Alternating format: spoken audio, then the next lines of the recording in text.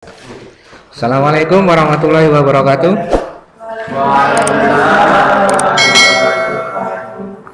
Ya, hari ini kita bahas ilmu penyakit dan diagnostik. Ya, kita bahas stroke.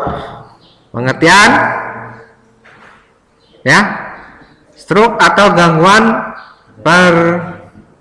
peredaran darah otak atau GPDO. Gangguan peredaran darah otak merupakan penyakit neurologis yang sering dijumpai dan harus ditangani secara cepat dan tepat. Ya, stroke merupakan kelainan fungsi otak yang timbul mendadak yang disebabkan karena terjadinya gangguan peredaran darah otak dan bisa terjadi pada siapa saja dan kapan saja.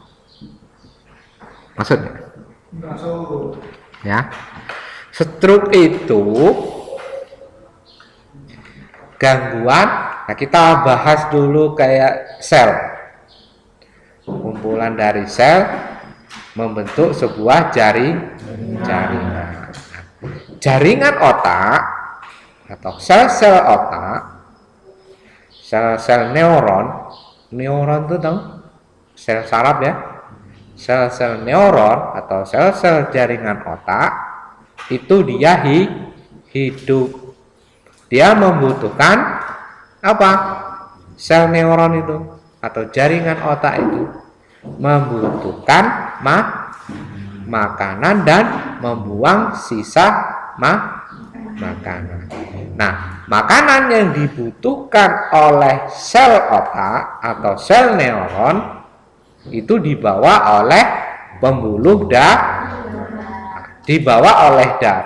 melewati pembuluh darah. Udah sampai sini. Nah, sedangkan yang terjadi gangguan peredaran darah otak. Berarti peredaran darah berarti yang membawa, yang menyuplai makanan sel neuron tadi, sel otak tadi terganggu. Jadi yang menyuplai makanan ke jaringan otak terganggu. Ya, karena apa? Bisa pembuluh darahnya pecah, bisa juga pembuluh darahnya tersumbat. Nah, sedangkan pembuluh darah itu memperedarkan darah yang dibawa oleh darah itu sari makanan yang dibutuhkan oleh jaringan otak. Udah nggak ngecun, nggak nyampe sini? Ngecun ya. Jaringan otak perlu makan. Makanan itu dibawa oleh sel darah melewati pembuluh darah. Darahnya itu membawa makanan, dihantarkan ke sel tadi, ke jaringan otak, supaya kebutuhan otak itu terpenuhi. Dikarenakan jalannya terganggu, jalannya pembuluh darah itu terganggu, sehingga otak ini mengalami masalah. Karena apa? Otak ini tidak mendapatkan makanan yang dibawa oleh sel darah merah. Udah nyampe sini. Sel neuron itu harus mendapatkan oksigen, harus mendapatkan glukosa, ya, harus mendapatkan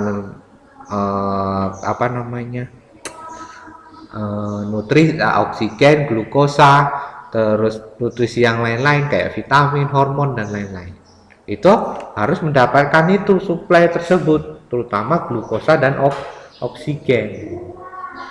Kalau sel otak dalam jangka beberapa menit tidak mendapatkan asupan glukosa dan oksigen, sel otak itu atau sel neuron ini akan mengalami nekrosis atau kematian jaringan otak yang permanen.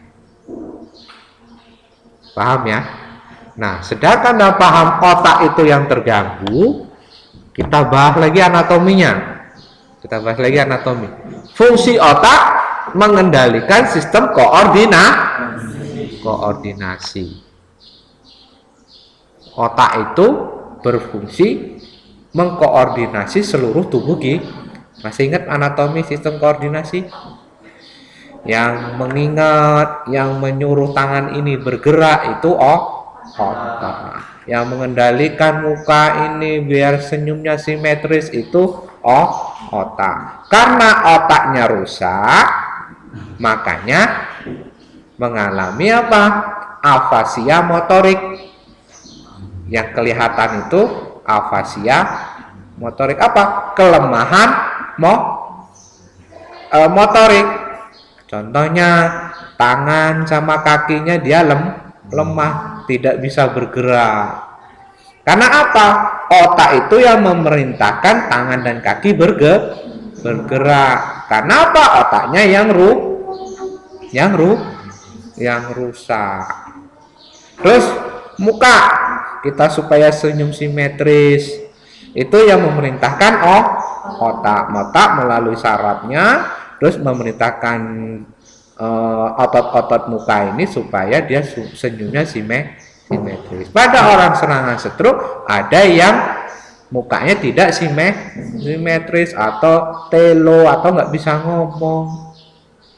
Kenapa? Yang memerintahkan motoriknya itu terganggu. Jadi otaknya yang bermasalah. Karena apa? Tidak mendapatkan asupan yang dibutuhkan oleh jaringan otak. Udah nggak sih? Ngecun kan? Ngecun ya. Ngecun. Ya. Nah, ini teorinya. Stroke atau gangguan peredaran darah otak. Berarti orang yang terkena stroke bisa dipastikan karena ada gangguan peredaran darah yang menuju otak. Sehingga otaknya tidak mendapatkan asupan nutrisi yang dibutuhkan. Asupan nutrisi yang dibutuhkan itu dibawa oleh sel darah merah melewati pembuluh darah. Akan kelainan fungsi otak. Nah, ini berarti fungsi otak itu mengalami kelainan. Gimana melihat tanda-tanda kelainan fungsi otak? Ya salah satunya lemahnya geraknya tangan dan kaki, mukanya tidak simetris, lidahnya kalau ngomong telo secara mendadak. Adanya tanda-tanda klinik yang berkembang cepat akibat gangguan fungsi otak atau vokal atau global dengan gejala-gejala berlangsung selama 24 jam atau lebih yang menyebabkan kematian tanpa adanya penyebab lain yang jelas selain vaskuler ya. Nah, ini etiologi kemarin apa? Penyebab. Trombosis cerebral. Nah, ini penyebabnya dari serangan stroke, trombosis cerebral. Apa trombosis cerebral? Ya. Trombosis ini terjadi pada pembuluh darah yang mengalami okulasi sehingga menyebabkan iskemik jaringan otak yang dapat menyebabkan edem dan kongesti di sekitarnya. Ya, trombosis. Ya, jadi pembuluh darah bagian yang memperdarah itu tuh tersumbat. Ya, begitu dia tersumbat mengalami trombosis, terjadi pada pembuluh darah mengalami okulasi sehingga menyebabkan iskemik. Iskemik itu apa? Matinya jaringan. Nah, jaringan otak yang mati, iskemik jaringan otak. Berarti jaringan otak itu ada sebagian yang mati. Nah, kalau jaringan otak yang mati, terus terjadi apa? Yang dapat menyebabkan odem dan kongesti di sekitarnya. Nah, ini beberapa keadaan dapat menyebabkan trombosis otak. Nah, ini yang orang-orang yang berisiko besar, keadaan yang dapat menyebabkan trombosis arteriosklerosis. Artero itu apa? Arteri. Sklerosis itu apa? Ada penebalan atau adanya gumpalan lemak yang menempel pada pembuluh darah. Udah ya? Terus hiperkoagulasi pada polistemia. Apa ya? Polisitemia. Buka kamusnya, Terus arteritis, mengalami peradangan pada pembuluh darah, terutama di arteri. Pembuluh arteri apa? Arteri itu apa?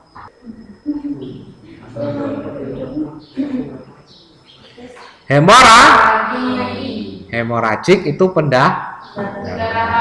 Nah, hemoragik adalah perdarahan intrakranial. Jadi adanya pendarahan di dalam kafuk